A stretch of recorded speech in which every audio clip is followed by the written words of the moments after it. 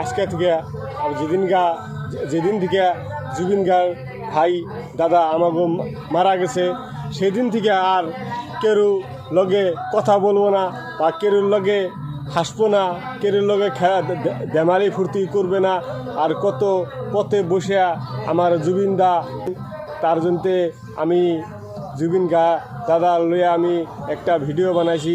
যদি এই ভিডিওটা সবের যদি ভালো লাগে তাহলে লাইক কমেন্ট অল্প শেয়ার করে দিবেন। জুবিন গার জন্য আমার মনে বহুত কষ্ট হইতেছে, কিন্তু আমরা জুবিন গার মতন আমরা হইতে পারলাম না। যদি কোনো দিনে আমরা জুবিন গার যদি কোনো দিন আর কথা বলবো না, আর দেখাও পাবে না কেউ, আমরা কোনো দিন জুবিন গার দেখা পাবো না, আমরা জুবিন দাদার আর দেখা পাবো না।